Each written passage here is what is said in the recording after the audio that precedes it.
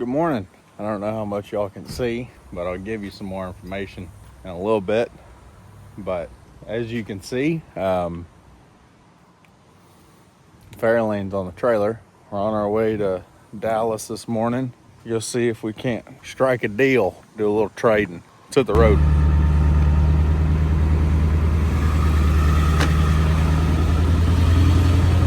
All right, so as you saw from the beginning of the video, we just made a quick round trip up to trade the old Fairlane off. No hard feelings with the car. It was a great car. Absolutely loved it.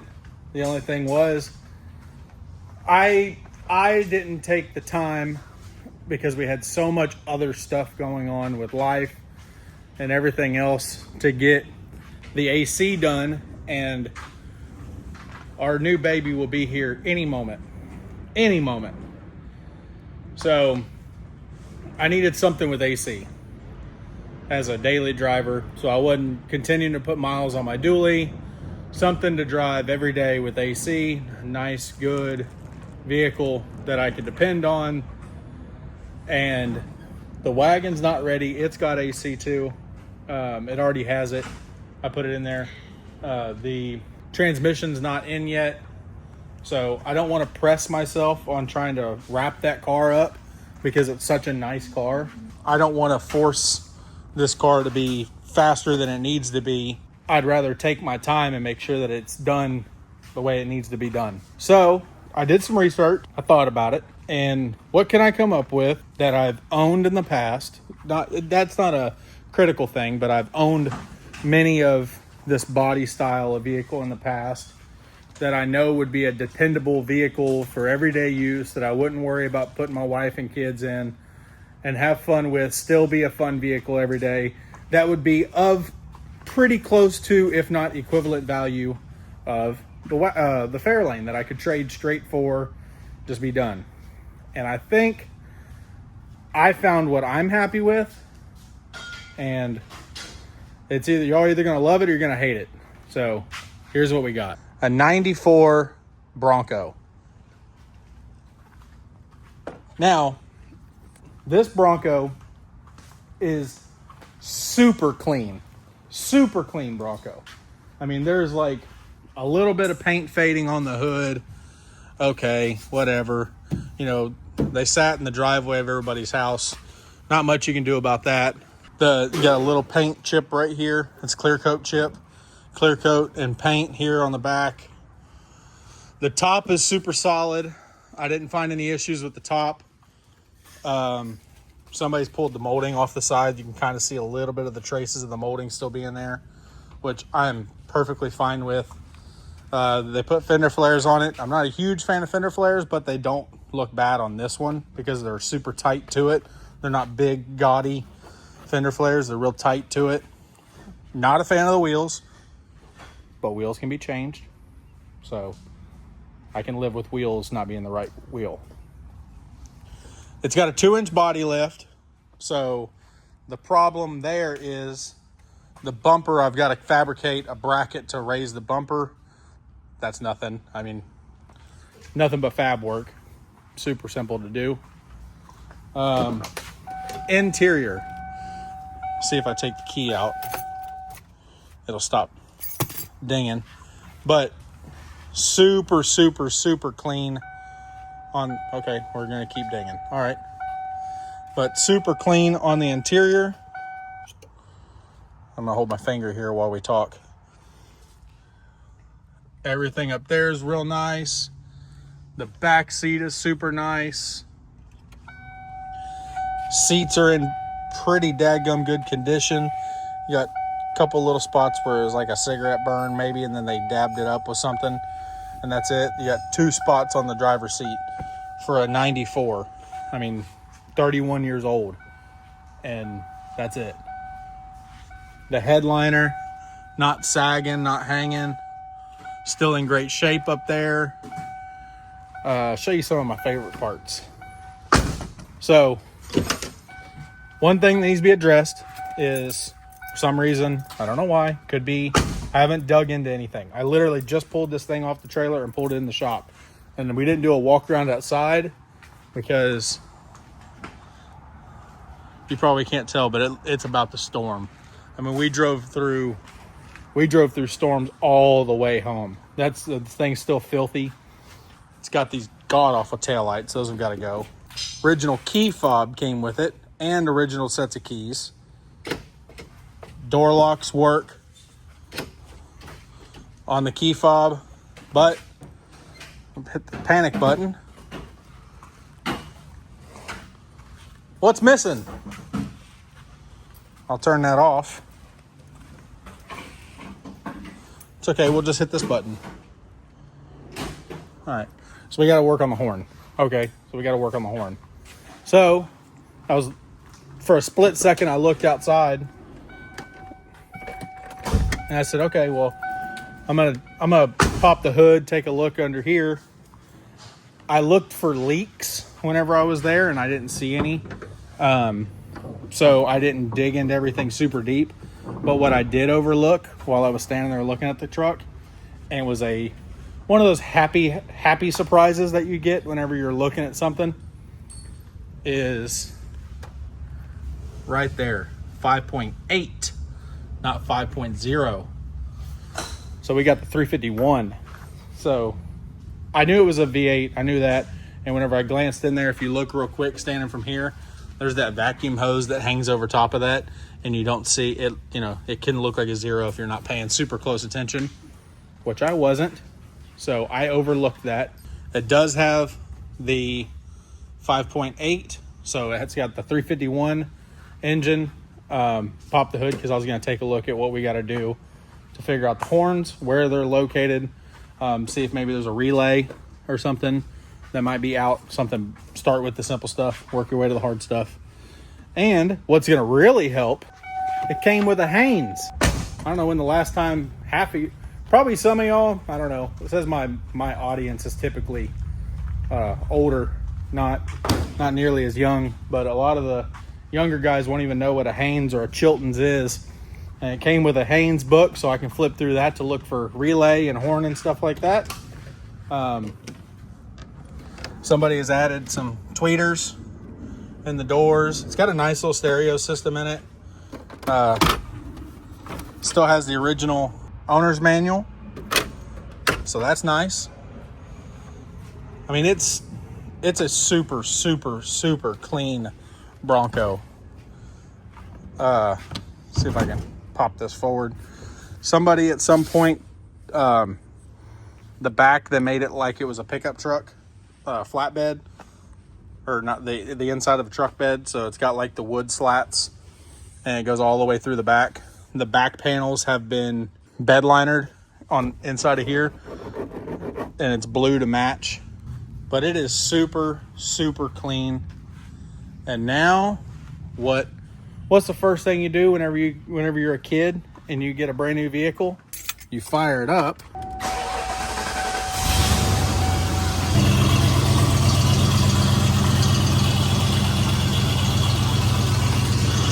That ain't gonna cut it. We got a Flowmaster right here to take care of that. So we're gonna get that slapped on real quick. Oh, rain's coming down now. Well, real quick, let me get underneath here, chop this exhaust off, and get started on that. And then I guess we'll look at the horn, because priorities first. All right, so this is day 2 owning the Bronco. And I didn't show y'all yesterday evening. Man, it was storming like crazy. It was nuts. Nothing crazy. I can literally still sit here and talk to y'all just normal. But it's got a little bit more of a rumble to it.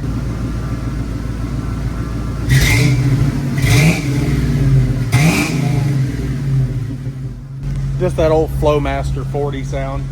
It's a Delta 40. Supposedly it's supposed to have something internal to make them a little bit quieter than a normal Flowmaster 40. We did realize this thing we saw it had a sub in it, but I'd never played with the sound system, and last night we played with it. It's got a pretty radical sound system in it. That's obviously fun and it's not very big. I mean, that's it. Just one, I don't even know what size it is. It's on the front side of the seat, and I never moved it. But it hits pretty freaking hard. I've got two 12s in my dually, and I think this has more bass than those. Pretty cool. I like it. It's fun. Now it's just the other elephant in the room, front bumper. We got to get that thing raised up. It's eating me alive. So I already went underneath there. As you can see, I've got my tape measure on the floor and everything, and measured the bolt holes. I'll take y'all under there and show you. I measured this gap, and we're at 2.5 inches from top of here to bottom of here. So that's 2.5 inch gap. And if I go underneath, I measured bolt hole to bolt hole, and we're at 2.5 inches center to center. So if I take this bolt, put it through the top, and then weld a new tab above it for it to mount to, that should give us the whole thing. And then we'll have to trim a little bit of the frame here for the bumper to slide up, straight up, for it to work out right. So I think it's gonna be pretty simple. It's just gonna be a little bit time consuming, but not too bad. So let me go ahead and get the bumper unbolted from the truck real quick, and we'll go from there. Actually, let me take my marker while we're here under it, and we'll just mark like that, showing that's where the bumper needs to slide up. So we need to cut a little bit to this side of it. Let me do the other thing, same thing on the other side, and we'll get these 4 bolts taken off and pop the bumper off.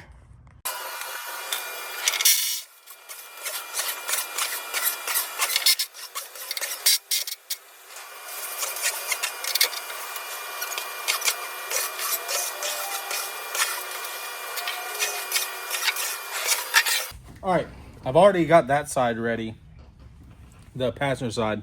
So I'll show you what I did to make that side happen over here. So as you can see right here, there's a little step in this bracket. So the first thing I'm gonna do is I'm gonna cut that step off. So we're gonna slice that off real quick, and we'll move forward.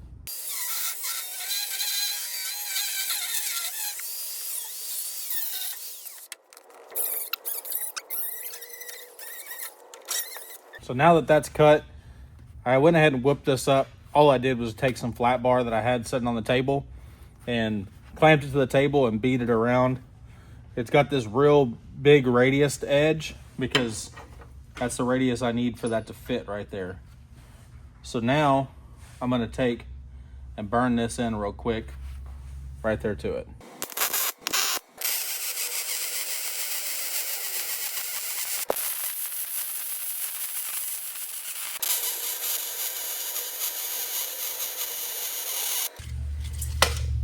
All right, so like I said, these are 2.5 inches apart. So I'm gonna center that over 2.5, make a mark on the end of it, Then I can connect that. This bracket is very hot, so I'm trying not to sit still on it. All right, now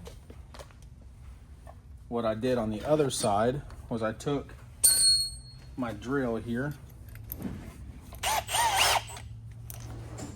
to recreate these slots in here. I'm gonna go right here.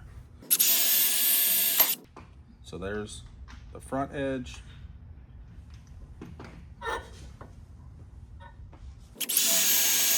There's the back edge. And I'm just gonna find one in between.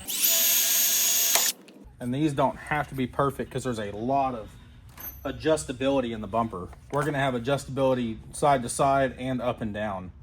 So there's a lot of target. I'm just trying to give it the same amount of adjustability that we have here in the new holes.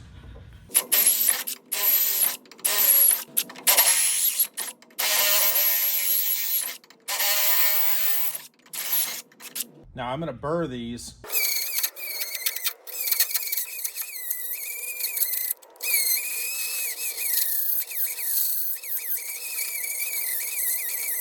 There we go. Now we have 3 slots. The bottom one is no longer needed. Now we just got to trim the bottom over here where somebody had already started cutting this out, but they never finished doing it the correct way.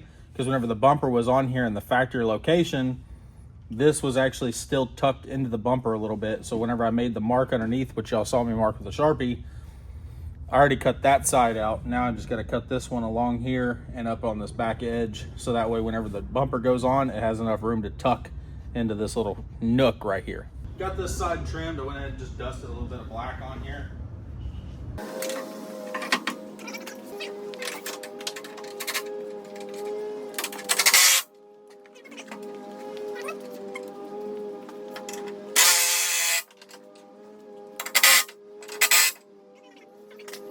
Now, it's got a body lift and the bumper is raised, and you can't tell the fact that it has a 2-inch body lift. So that turned out really good down here.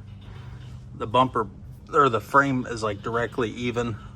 It doesn't touch. You've got good fitment around the sides. Looks pretty even from side to side. Once again, good on the side, no sagging. So there we go. That looks so much better. Now, on to the next thing I want to tackle.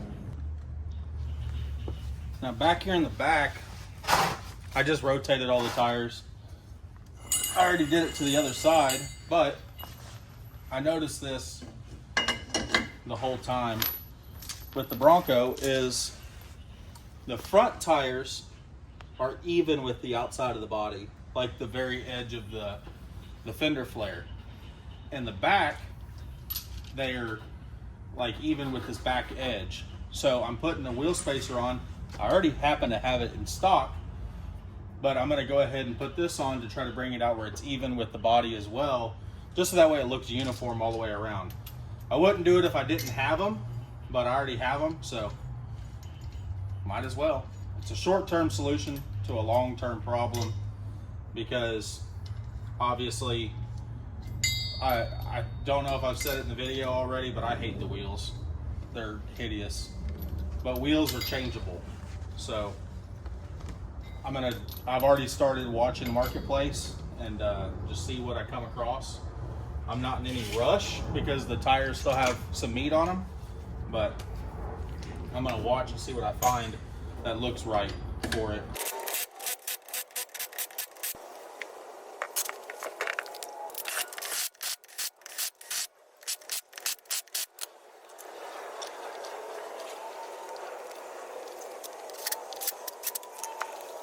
Now I'll show y'all what I was talking about. If you look now, we're even with the top of that fender to the tire, and up there in the front we're doing the same.